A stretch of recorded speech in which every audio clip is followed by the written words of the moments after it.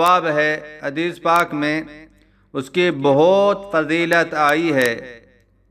حضور صلی اللہ علیہ وسلم نے ارشاد فرمایا، لولا ان اشق علی امتی لامرتہم بالسواک مع کل وضوء۔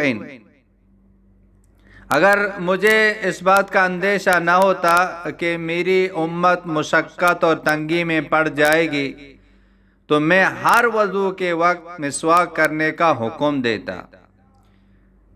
دوسری حدیث ہے کہ السواک مطہرۃ للفم ومرضاۃ للرب۔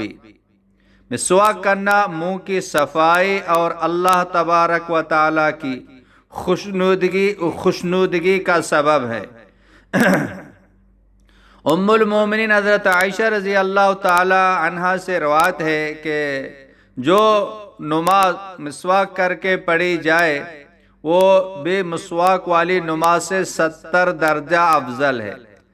بعض صحابہ کی یہ حالت تھی کہ وہ مسواک قلم کی طرح اپنے کان پر لگائے رکھتے تھے۔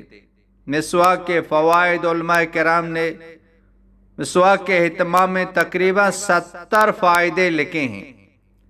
ان میں سے کچھ یہ ہیں: منہ کو صاف کرتی ہے، فصاحت میں اضافہ کرتی ہے، اللہ تعالیٰ کی رضا کا سبب ہے، شیطان کو غصہ دلاتی ہے، نیکیوں کو زیادہ کرتی ہے، مسواک کرنے والوں کو اللہ تعالیٰ اور فرشتے محبوب رکھتے ہیں، نماز کے ثواب کو بڑھاتی ہے، پور صراط پر چلنا آسان ہو جائے گا، مسوڑوں، دانتوں اور معدے کو قوت دیتی ہے اور دانتوں کو سفید کرتی ہے، بلغم کو قطع کرتی ہے، کھانے کو ہضم کرتی ہے، منہ میں خوشبو پیدا کرتی ہے، صفرا کو دور کرتی ہے، بڑھاپا دیر میں آتا ہے، موت کے سوا ہر مرض کی شفا ہے، سر کے رگوں، پٹوں کو اور دانتوں کے درد کو سکون دیتی ہے، نگاہ کو تیز کرتی ہے،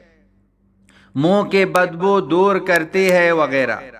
ان سب باتوں کے علاوہ ایک مسلمان کے لیے سب سے بڑی بات یہ ہے کہ رسول اللہ صلی اللہ علیہ وسلم کی سنت ہے، اور ایک سب سے بڑا فائدہ یہ ہے کہ جس کی ہر مسلمان کو آرزو ہوتی ہے کہ مرتے وقت کلمہ پڑھنا نصیب ہوتا ہے۔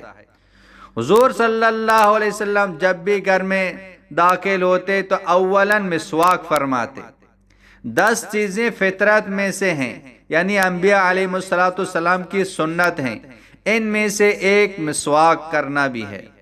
ایک دوسری روایت میں 4 چیزیں مرسلین کی سنت میں شمار کی گئی ہیں، ان میں سے ایک مسواک بھی ہے۔